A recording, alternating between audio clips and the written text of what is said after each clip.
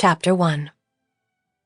On summer weekends, the American hotel in Sag Harbor felt like the center of the universe. If you lived in town, you were stopping by for a drink. And if you were visiting, you wanted a spot in one of the 8 guest rooms. It was the Friday before Memorial Day. Not officially summer, but close enough. The Hampton Jitney stopped right in front of the hotel and unloaded a fresh batch of Manhattanites every hour.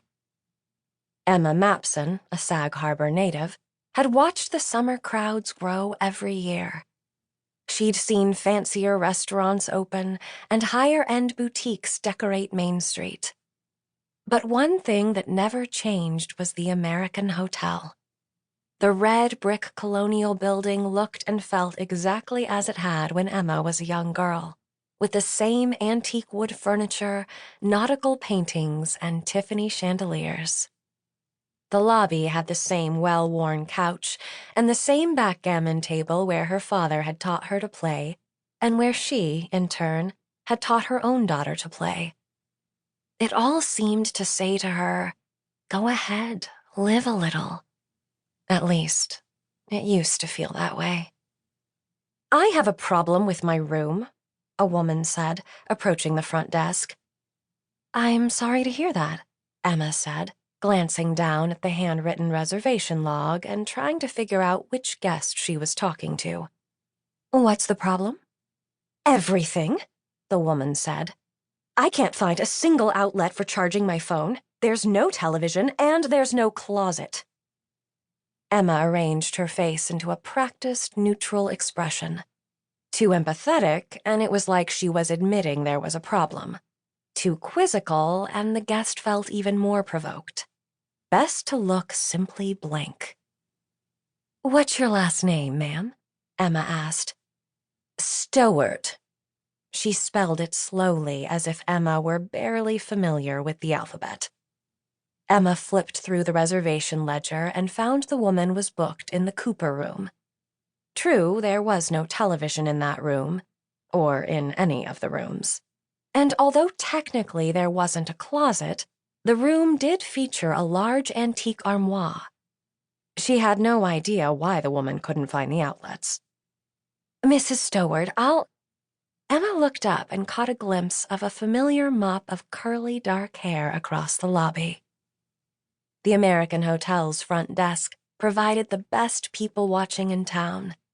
Emma never knew who might be sitting on the sofa, which offered views of Main Street on one side and the hotel's always full bar on the other. She might look up and see the town dockmaster, a tourist from the Midwest, a celebrity chef, or Billy Joel, a local. But she was happiest when the person planted in that coveted spot was the one she saw now, her 14-year-old daughter, Penny. Penny's thin frame was hunched over her drawing pad, as always. Emma couldn't see her face because it was hidden by hair. Oh, that hair. When Penny was a toddler, people had stopped Emma in the street to comment on her daughter's curls. Emma watched her now, willing her to glance up. She could always tell from Penny's eyes, big and dark and so unlike her own, whether or not she was in a decent mood. Emma didn't know if it was Penny's age or just Penny, but the mood roller coaster was something to be reckoned with. Emma smiled at the hotel guest standing before her.